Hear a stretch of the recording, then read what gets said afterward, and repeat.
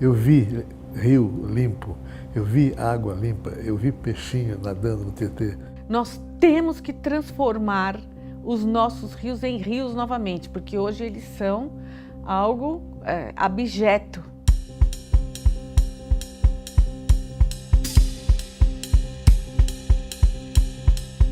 E isso é o retrato da nossa ignorância, é algo que me envergonha. Eu tenho vergonha do meu país quando eu passo às margens de qualquer rio.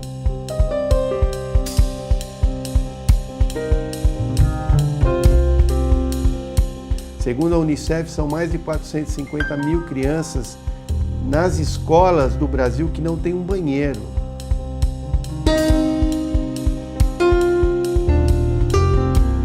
Quando as pessoas dizem assim, eu vou à praia, dizem assim, o final de semana foi ótimo na praia, ela pulou córrego de esgoto que desemboca na praia.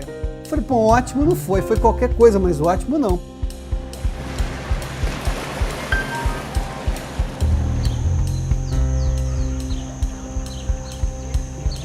Veja que esse serviço público está ligado à dignidade da pessoa humana. O senhor falou dignidade. Só somos dignos de atenção quando temos um título de eleitor na mão. Passou a eleição, esquece que a gente existe aqui. A água da minha roupa, a água do meu banho e da minha pia vai na rua. Eu vou soltar onde? Somos aquele cidadão que não tem voz. Somos o cidadão que não tem direitos. A falta de saneamento básico afeta todo mundo. Você vê essa epidemia de Zika, essa epidemia de dengue, afeta, não tem, até os governadores, até os dirigentes. Só que ele aflige mais o pobre porque ele não tem condições de tratar as consequências do saneamento básico. Agora, é pobre o país como todo que não tem saneamento básico, porque todo mundo sofre. Infelizmente, nós não temos nem metade da população ainda com coleta de esgoto, né? Então estamos muito longe do que a gente pode dizer de mundo civilizado em termos de saneamento.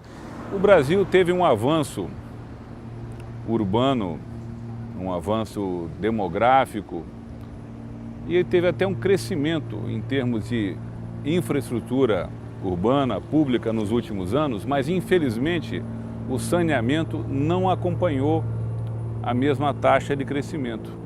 Então o que acontece é que as baías, praias, lagos, represas, rios do Brasil foram tratados com desdém. Lamentavelmente, o saneamento sempre foi visto como um investimento que não era prioritário. Como diziam, né, os políticos antigos, era enterrar dinheiro.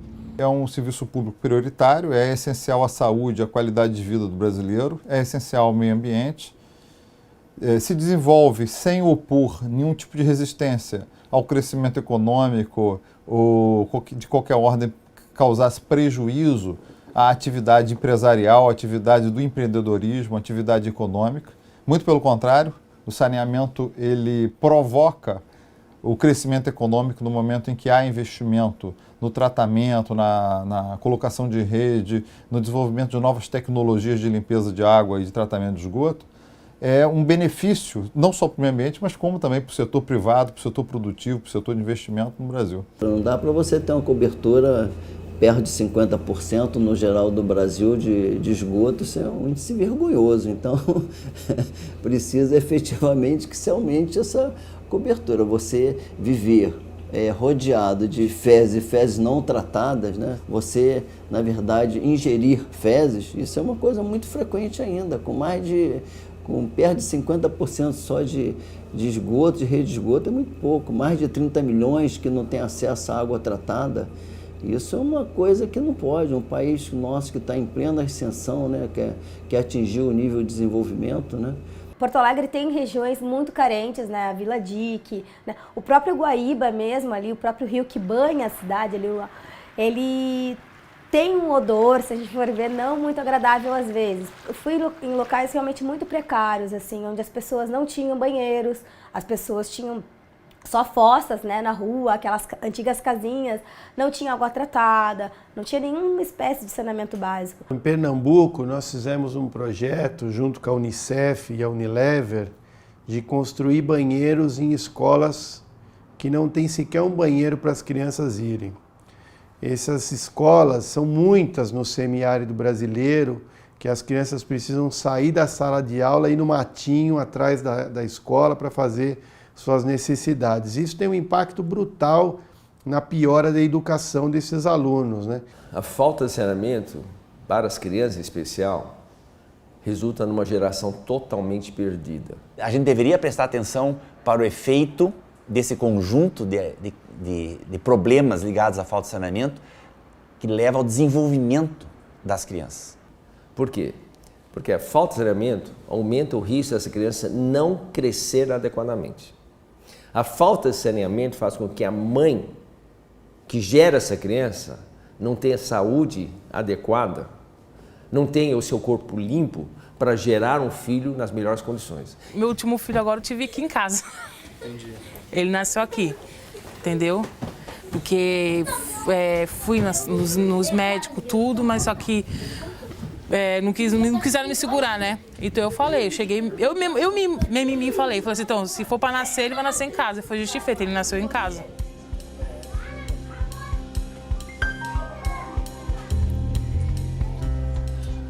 Eu ando de caiaque aqui, mano. Eu morava em Mogi das Cruzes, ao lado do rio Tietê, limpinho. Nadava no rio, pescava no rio. Eu vi rio limpo, eu vi água limpa, eu vi peixinho nadando no Tietê. Eu pegava, às vezes, na mão até. Então foi uma infância muito gostosa, graças ao rio limpo que corria do lado de casa. Dá vergonha para a gente receber alguém aqui em São Paulo, ir no Aeroporto Internacional de Guarulhos e passar pela Marginal. Não é? Então, eu preferia ter rios limpos para me apropriar deles, né? Para ter eles como um símbolo não só da minha cidade, mas o símbolo de uma cidade e de uma conduta melhor, uma relação melhor com o ambiente, com a saúde. Não pode fazer parte da nossa vida termos todas as condições de um saneamento correto, né? E convivermos com essa situação de, na porta de casa, ter o esgoto a céu aberto, como acontece em muitas cidades do Brasil. De todo o estado de Rio de Janeiro, apenas 2 prestadoras de serviços são submetidas a um mecanismo próprio de regulação, de controle do serviço de saneamento. Apenas 2, digamos 10 municípios, cerca de 10 ou 12 municípios, dos 92 municípios do estado, são efetivamente submetidos a uma regulação, a uma agência reguladora. Todos os outros municípios estão prestando serviços no escuro, sem que as pessoas conheçam a verdadeira área de cobertura, sem que eles conheçam as metas de expansão, os indicadores que são praticados, que são avaliados naquele município. Por que você, na maior cidade do país, eu estou falando, na mais importante, na única cidade cosmopolita do Brasil chamada São Paulo, as pessoas vão de um lado para o outro e atravessam 2 rios poluídos, pelo menos por dia? São Paulo, você tem toda a questão do sistema Cantareira, do sistema Tietê, o Rio Pinheiros em plena cidade, uma água parada, imunda, a represa Billings contaminada há décadas, a represa Guarapiranga suja e piorando lentamente à medida que você tem uma ocupação desordenada dos mananciais, né, das águas que contribuem com a represa Guarapiranga, que é um local lindo, mas infelizmente poluído. Isso acontece no país todo, basta ver o Rio Doce, a Baía de Todos os Santos em Salvador, locais onde você vê a poluição piorando a qualidade das águas. A gente tem em Recife, na região metropolitana de Recife, uma questão precária de saneamento, né? Com déficits que o Instituto Trata Brasil tem apontado nos seus estudos, nos seus levantamentos, apontando Recife ainda como uma situação, Recife e sua região metropolitana como uma situação ainda precária em termos de cobertura da rede de esgoto, né? Das 5 baías do mundo, as mais lindas, eu conheço 4. Conheço a de Sydney, conheço a Baía da Guanabara, conheço a da Cidade do Cabo, bom, enfim. E as pessoas me perguntam se a Baía da Guanabara é a mais linda. Eu falei, não, é a mais poluída. É a mais feia. Se está poluída, não é bonita. o nível de poluição é enorme. Aqui nessa região, na Urca, em Botafogo, ainda hoje é lançado esgoto sem tratamento nenhum, diariamente em volumes absurdos. Não adianta eu tratar o esgoto aqui se o dali continua sendo lançado. Nós temos que ter um planejamento integrado e definir num programa de longo prazo de investimento e investindo em etapas e de acordo com esse planejamento. Quer dizer, a Bahia são 16 municípios, ninguém trata nada. Chega de avião no estado do Rio de Janeiro, na cidade do Rio de Janeiro, e olha a Baixada Fluminense, olha a região metropolitana.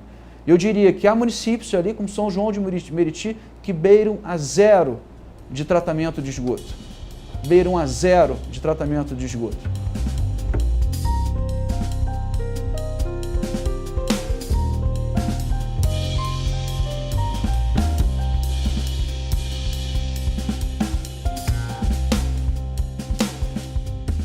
No censo 2010, o IBGE estimou que nós temos entre 6 e 7 mil comunidades dessas, né? Só no entorno de São Paulo, nós temos 2.000. A gente quantificou isso num estudo que o Trata Brasil lançou em novembro de 2015.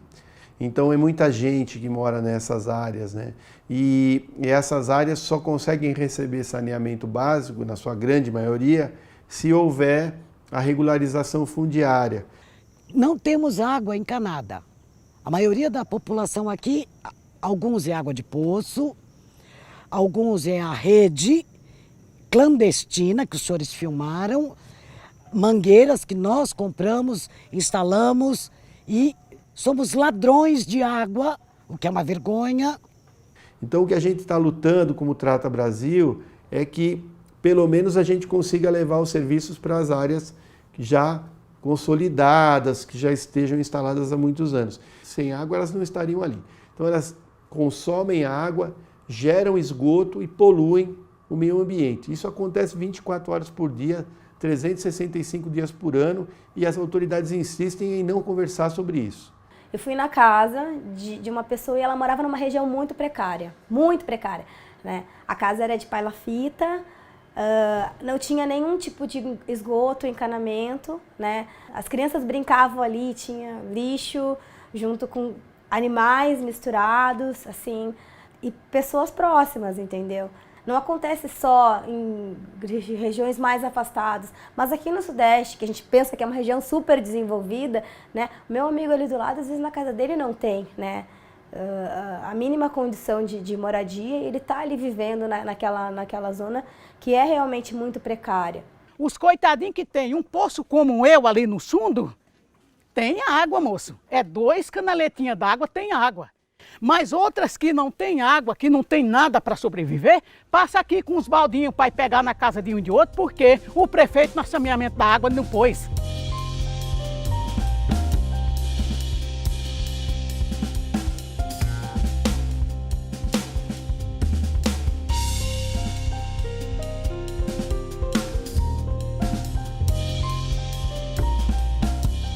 Como já diz o nome, saneamento básico. Então, são as coisas básicas para te poder ter a tua vida num parâmetro assim, de nível de sanidade higiênica mínima, né? Acho que todos os países do mundo passaram por um estágio de evolução para o saneamento, né? Ninguém nasce com o saneamento pronto, né? Logicamente, os romanos já sabiam que era preciso afastar o esgoto das pessoas. Então, se você vê ruínas romanas, você já vai ver que o esgoto era retirado da cidade porque já se sabia que aquilo era uma fonte de doenças, né? Então nós estamos um pouquinho atrasados, né, com relação aos romanos, né? Ou seja, nós não aplicamos conhecimentos de mais de 200, 300 anos atrás. Então nós temos que imaginar que o mais importante é aplicar conhecimentos já centenários de saneamento básico se nós quisermos progredir como nação. Com isso, nós podemos promover a saúde, podemos promover a educação, aliás, e nós promovemos o progresso do país. Aliás, saneamento básico é, antes de mais nada, educação.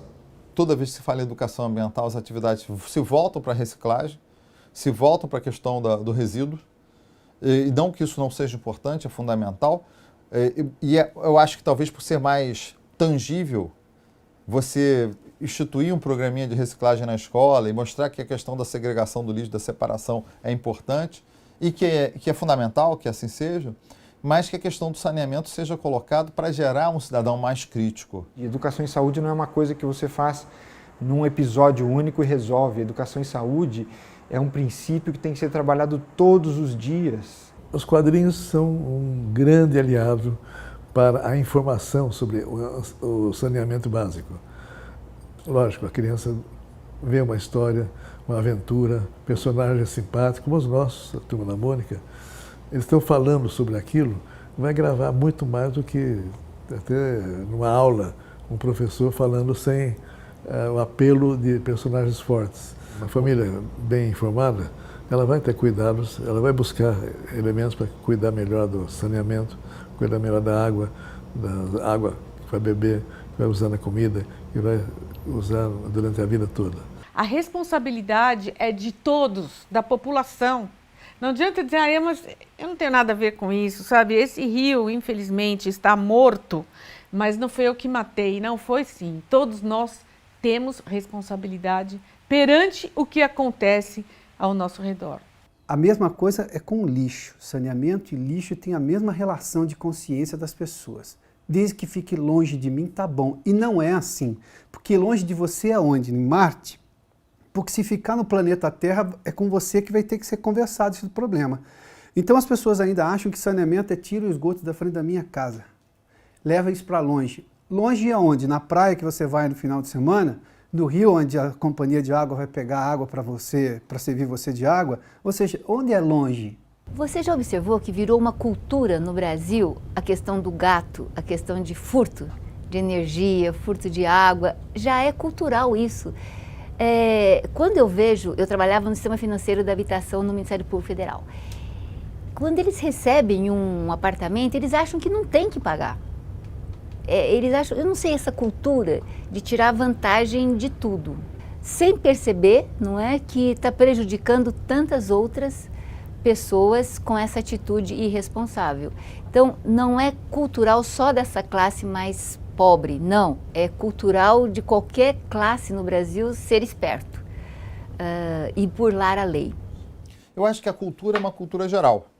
Ela não é uma cultura que vai se dividir em classes sociais. Ela atinge a todas as classes sociais.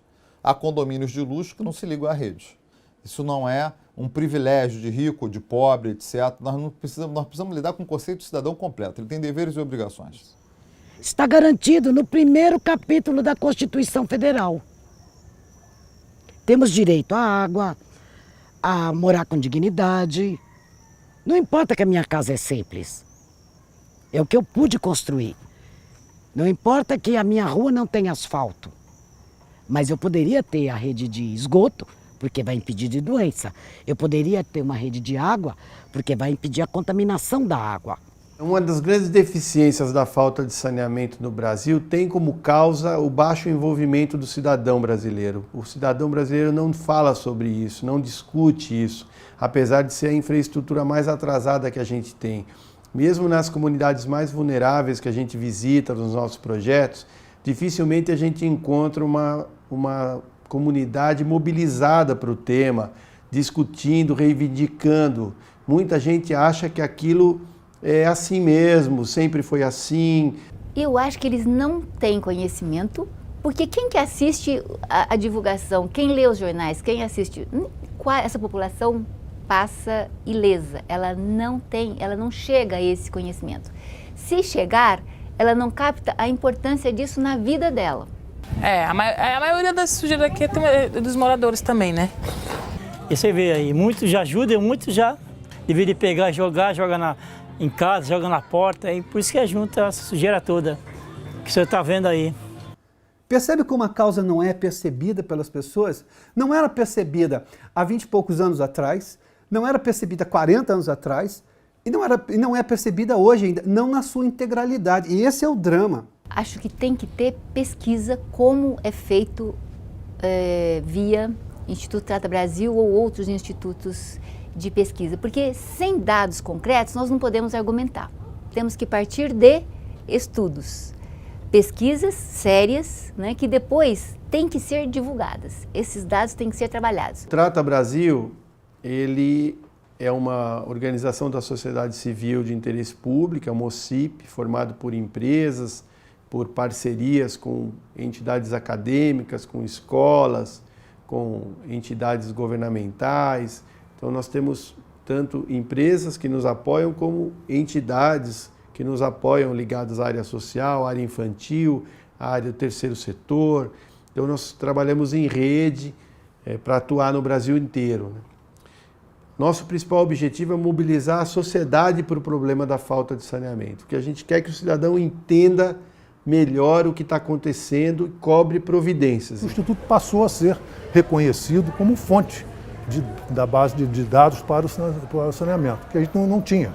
Quer dizer, não havia uma instituição no Brasil que comunicasse ou informasse a população o que está acontecendo e quais eram os prejuízos. Entidades como o Trata Brasil têm o conhecimento, a técnica e a adesão de entidades, empresas que podem oferecer soluções adequadas. E esse conjunto, essa simbiose, produz melhorias na comunidade. É um exemplo até para outros países do mundo. E, de tal forma que eu quero dizer assim, nós não estamos no zero. Já tem o Instituto Trata Brasil, que é uma fonte enorme de informação, e a gente vê, recebendo, não é, o material que vocês enviam, a quantidade de repercussão que já se consegue fazer na mídia. A questão toda é fazer com que essa informação, e aí é bem, você colocou bem, né? É uma informação, ela tem que continuar fluindo, não pode parar de fluir. Quer dizer, essa missão do Instituto tem que continuar. Tem que continuar, porque leva muito tempo para que essa informação, por exemplo, chegando na comunidade inúmeras vezes, de várias maneiras, constantemente, ela vai alimentando o processo de conscientização da cidadania. A imprensa não cobria desse assunto. Eu tenho talvez dos poucos orgulhos que eu posso dizer, e não gosto de ficar citando, mas eu tenho muito orgulho de ter feito isso. Nós começamos essa discussão começou com o Trata Brasil, e o Trata Brasil não tinha sequer nenhuma exposição, porque era um assunto que não comovia. Aí você fala assim, coitado, a infância, mortalidade infantil, crianças morrendo, isso é triste? Por que morre? A mortalidade infantil tem na sua origem fatores como baixa renda, baixa escolaridade, especialmente da mãe, e pouco acesso aos serviços públicos, especialmente de saúde, e, é claro, a saneamento. Parte dos que morrem por falta de saneamento. Então não adianta você achar que é mais cult falar do problema de mortalidade infantil se você não for falar do que gera o problema. Saneamento é o maior indicador, né, de saúde pública. Como todo lugar onde falta saneamento, nós temos problemas de doenças, né, que não são poucas, né, e qual a comunidade sofre diariamente com essa situação, né? A doença pior que eu tive aqui foi uma vez que a minha filha ficou aqui em casa e pegou a dengue, né? Inclusive foi hemorrágica.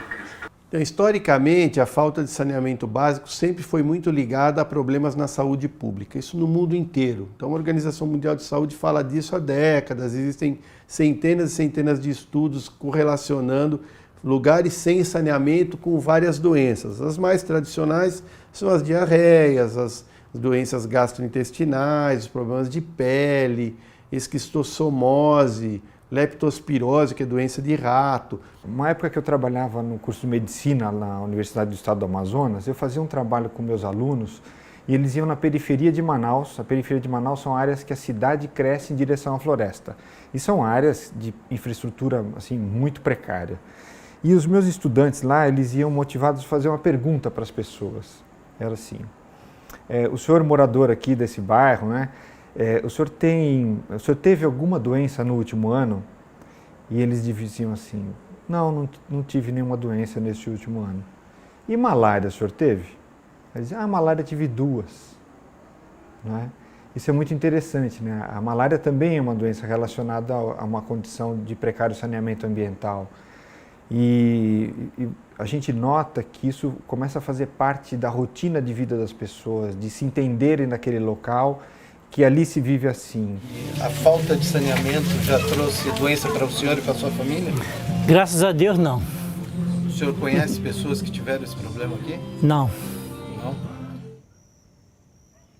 diarreia, coceira, queda de cabelo, dente podre. Eu também vejo sempre muitas crianças com frieira no pé, né, de andar na lama, no meio dos lixos. Sempre cortam o pé no mangue porque jogam muita sujeira no mangue, jogam garrafas de vidro, televisões. A gente tem estudos que mostram, por exemplo, que o Brasil tem girado em torno de 400 mil internações por ano, só de diarreias. 400 mil internações. Os estudos mostram que se o Brasil caminhasse para a universalização, isso poderia cair para em torno de 270 mil. Se você pensar que você tem uma criança numa favela vivendo ao lado do esgoto sanitário, né, aberto, né, do esgotamento, está passando ali a água suja, ela tem uma verminose, ela vai ao posto de saúde, ela é tratada da verminose, né, e sara, e volta depois de 15 dias novamente contaminada, né? Então você vai dizer, o remédio não trata a verminose, né? Você pode concluir isso. O serviço de saúde não trata a verminose, embora ele tenha tratado com êxito, tenha resolvido. De fato, ele não resolveu, porque o problema continua lá. A falta do saneamento básico que eles não querem fazer, porque não é uma obra que apareça, que não dá para cortar a fitinha, não dá para sair na foto do lado do esgoto, do tubo que está levando o dejeto humano para longe, para a estação de tratamento. Ela gasta, essa falta de saneamento gasta muito mais dinheiro na saúde.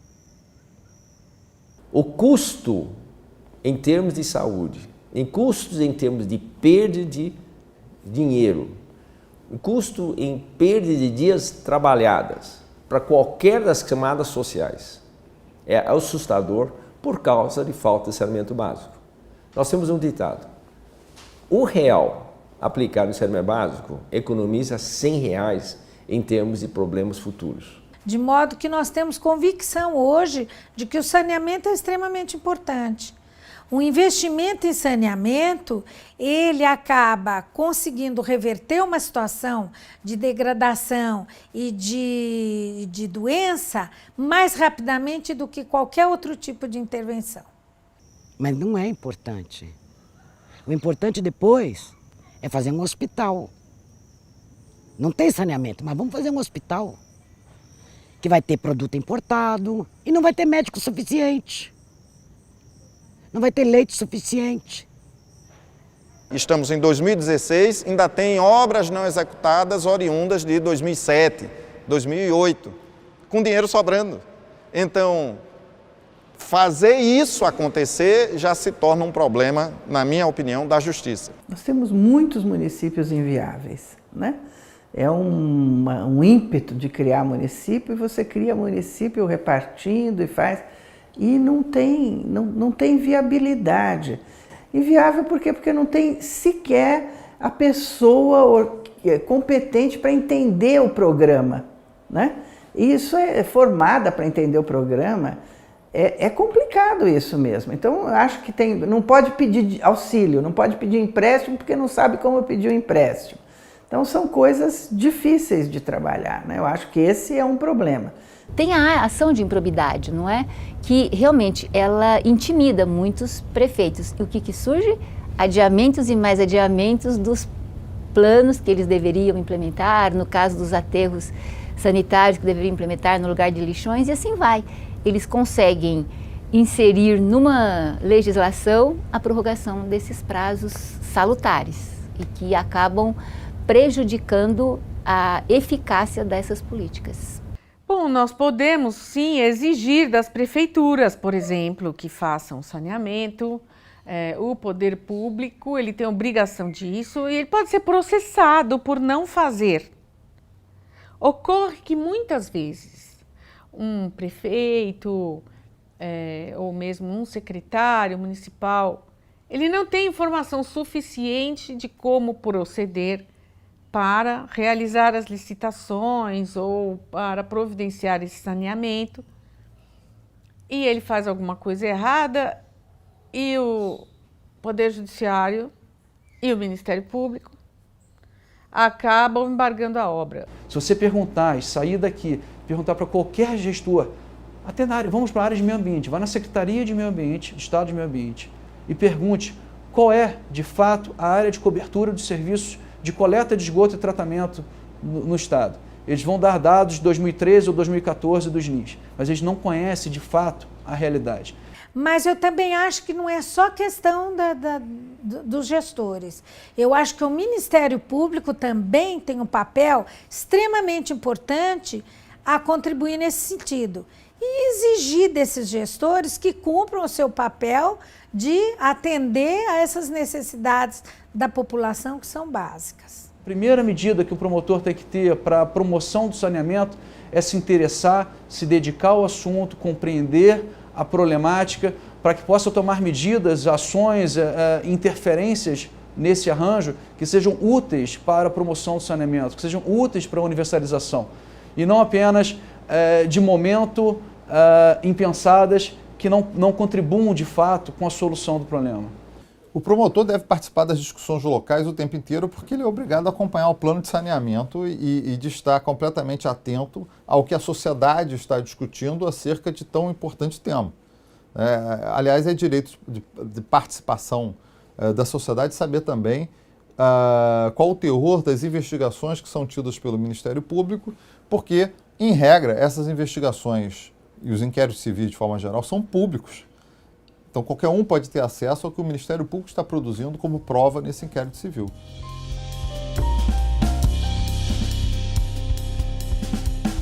O ideal seria o Brasil chegar em 2033, pelo menos com as áreas urbanas resolvidas em termos de saneamento básico. Pelo andar da carruagem, se a gente pegando os últimos 8 anos dos indicadores, é fato que isso não acontecerá, a não ser que houvesse uma revolução total no saneamento nos próximos anos. É possível? Lógico que é possível. A gente sabe fazer, não, são obras que a gente já conhece, saneamento não tem nada de diferente, nós não estamos falando de tecnologia 8G do celular, nós estamos falando de tubulação para levar água, tubulação para tirar o esgoto, estação de tratamento de esgoto. É ridículo do ponto de vista tecnológico. Se a gente tivesse um ritmo de aplicação financeira agora, daqui uns 20 anos a gente conseguiria atender essa demanda social. Coisa que no Uruguai ou na Argentina ou no Chile, o índice de cobertura está em torno de 98%. Por quê? Porque lá o vizinho aqui, que também tem todas as mazelas que nós temos, achou que isso era prioritário. Felizmente, ano a ano, nós temos tido alguns avanços, mas não em função daquilo que todos nós esperávamos, né? Principalmente a partir do PAC, né? Do governo federal. A nossa expectativa é que essa situação fosse melhorar bastante, né? O Ministério das Cidades e tudo mais. Mas, infelizmente, isso não tem ocorrido na proporção esperada. Então, eu vejo como muito pouco provável, acho que praticamente impossível, da gente chegar a universalizar em 2033. Mas é possível para 2050. O importante é não perder o foco da necessidade de universalizar, que seja em 20, 30, 40 anos, mas a gente tem que avançar, mesmo que seja em doses homeopáticas, permanentemente, e controlar também o crescimento desenfreado das cidades e desordenado. Nós estamos no século XIX ainda em saneamento básico. Nós precisamos passar para o século XX, para depois passar para o século XXI. Nós já temos mais internet nas escolas do que coleta de esgoto. A internet é novíssima. O esgoto é desde que o mundo é mundo. Não investir é uma burrice histórica. É um crime que se comete contra a civilização brasileira. O saneamento não é responsabilidade dos governantes. É também dos governantes. Mas é responsabilidade de todos nós. É responsabilidade das pessoas que estão nas suas casas. Eu acho que o baluarte mais importante da defesa da cidadania são as pessoas. É uma vergonha nós transferirmos para próximas gerações um local como esse, cartão postal do turismo brasileiro do Rio de Janeiro, com águas contaminadas, sujas. Então o saneamento tem que estar na prioridade. Então, nesse momento de cobrança, nós temos que lembrar da relevância do saneamento cobrarmos planejamento, metas e resultados. Então, o que nós lutamos é para que o saneamento avance. Não nos importa se vai ser público ou privado, se vai fazer com produto A ou com produto B, isso para nós não interessa. O que nós queremos é que faça saneamento. Então, o Trata Brasil, na verdade, ele é um grande movimento em prol do saneamento no Brasil. Porque a gente sabe que um país sem saneamento nunca será um país desenvolvido.